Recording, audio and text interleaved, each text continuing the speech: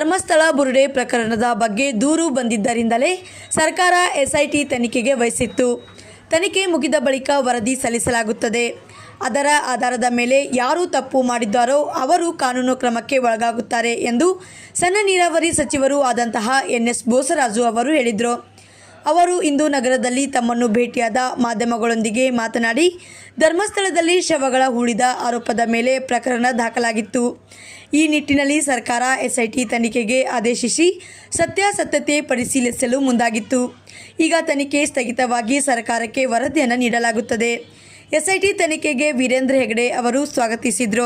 BJP ನಾಯಕರು ವಿನಾಕಾರಣ ಎಲ್ಲದರಲ್ಲೂ ರಾಜಕಾರಣ ಮಾಡುತ್ತಾರೆ. ಜನರ ಮಧ್ಯೆ ಅಶಾಂತಿ ಸೃಷ್ಟಿಸುವುದೇ ಅವರ ಕೆಲಸ. ಅಭಿವೃದ್ಧಿ ಕೆಲಸಗಳ ಬಗ್ಗೆ ಚರ್ಚೆ ಮಾಡಲ್ಲ. ಕೇಂದ್ರ ಸರ್ಕಾರ ರಾಜ್ಯಕ್ಕೆ ಅನುದಾನ ನೀಡುವ ಬಗ್ಗೆ, ಕೇಂದ್ರದ ಯೋಜನೆಗಳ ಬಗ್ಗೆ ಚರ್ಚಿಸುವ ಕಾಳಜಿ ಇಲ್ಲ. ಯಾರೇ ಕಾನೂನಿನ ಅಡಿ ತಪ್ಪು ಮಾಡಿದರೂ ಸಹ ಶಿಕ್ಷೆಗೆ ಗುರಿಯಾಗುತ್ತಾರೆ. ಸುಳ್ಳು ದೂರು ನೀಡಿ ಸರ್ಕಾರದ ದಿಕ್ಕು ತಪ್ಪಿಸಲಾಗಿದೆ ಎಂಬ ಪ್ರಶ್ನೆಗೆ ದೂರು ನೀಡಿದವರನ್ನು ಈಗಾಗಲೇ ಬಂಧಿಸಿ ವಿಚಾರಣೆಗೆ ಒಳಪಡಿಸಲಾಗುತ್ತಿದೆ. ತಪ್ಪು ಮಾಡಿದರೆ ಶಿಕ್ಷೆಗೆ ಒಳಗಾಗುತ್ತಾರೆ ಎಂದು ಹೇಳಿದರು. ವರದಿಗಾರರು Veerangouda Galadinni, Indian public TV Kannada, Vijayapura. ಈಗ ಧರ್ಮಸ್ಥಳದ ಈಗಾಗಲೇ ಒಂದು ಮಟ್ಟಕ್ಕೆ ಬಂದಿದೆ. ಕಂಪ್ಲೇಂಟ್ ಬಂದು ಕೆಲವು ವ್ಯಕ್ತಿಗಳು, ವಕೀಲರು, ಮ್ಯಾಜಿಸ್ಟ್ರೇಟ್ ಮುಂದೆ ಅವರ ಕಂಪ್ಲೇಂಟ್ ಮಾಡಿದಾಗ ಸಹಜವಾಗಿ ಅದು ಸರ್ಕಾರಕ್ಕೆ ಬಂದಿದೆ. ಸರ್ಕಾರ ಇದು ಭಾಳಷ್ಟು ವಿವರವಾದಂಥ ಕಂಪ್ಲೇಂಟ್ ಇರೋದ್ರ ಮುಖಾಂತರ ಅದನ್ನು ಕೇವಲ ರೆಗ್ಯುಲರ್ ಪೊಲೀಸ್ರಿಂದ ಅಲ್ಲಿ ಮಾಡಲಿಕ್ಕೆ ತೊಂದರೆ ಆಗ್ಬೋದು ಪೊಲೀಸ್ ಸ್ಟೇಷನ್ ಅಂತೇಳಿ ಒಂದು ಸಿಟ್ಟನ್ನು ಅವ್ರಿಗೆ ಕೊಟ್ಟಿದ್ದಾರೆ. ಅವರು ಇವತ್ತು ಅದನ್ನು ಪೂರ್ತಿ ಪರಿಶೀಲನೆ ಮಾಡಿದ್ದಾರೆ, ತನಿಖೆ ಮಾಡಿದ್ದಾರೆ. ಮತ್ತು ಆ ಸಿಟ್ಟು ಮಾಡಿರ್ತಕ್ಕಂಥ ಸಂದರ್ಭದಲ್ಲಿ ಧರ್ಮಸ್ಥಳದ ಮುಖ್ಯಸ್ಥರಾಗಿರ್ತಕ್ಕಂಥ ರಾಜ್ಯಸಭಾ ಸದಸ್ಯರು, ಎಲ್ಲರಿಗೂ ಗೌರವಾನ್ವಿತರಾಗಿರ್ತಕ್ಕಂಥ ಶ್ರೀಮಾನ್ ಹೆಗಡೆ ಅವರು ಸಹಿತ ಸ್ವಾಗತ ಮಾಡಿದ್ದಾರೆ. ಸರ್ಕಾರ ಒಳ್ಳೆ ಕೆಲಸ ಮಾಡಿದೆ. ಅವರು ತನಿಖೆ ಕೊಡೋದ್ರ ಮುಖಾಂತರ ಅದು ಇರುವಂಥ ವಿಷಯ ಬಯಲಿಗೆ ಬರಲಿ ಅಂತೇಳಿ ಆ ದಿಶೆಯಲ್ಲಿ ಸರ್ಕಾರ ಅವ್ರಿಗೆ ಸಿಟ್ಟಿನವರೆಗೂ ಒಪ್ಪಿಸಿದ್ದಾರೆ. ಅವರು ಕೊಟ್ಟಿರ್ತಕ್ಕಂಥ ಕಂಪ್ಲೇಂಟ್ಸ್ನೆಲ್ಲ ವೆರಿಫೈ ಮಾಡಿ ಇವತ್ತು ಸರ್ಕಾರಕ್ಕೆ ಮಾಹಿತಿ ಕೊಡ್ತಾ ಇದ್ದಾರೆ. ಆ ಮಾಹಿತಿ ಪ್ರಕಾರ ಮುಂದಿನ ಕ್ರಮ ಯಾರು ತಪ್ಪಿಸ್ತಿದ್ದಾರೋ ಅವ್ರ ಮೇಲೆ ಶಿಕ್ಷೆ ಮಾಡ್ತಕ್ಕಂಥದ್ದೇ ಇವತ್ತು ನ್ಯಾಯಾಂಗದಲ್ಲಿ ಇರ್ತಕ್ಕಂಥದ್ದು.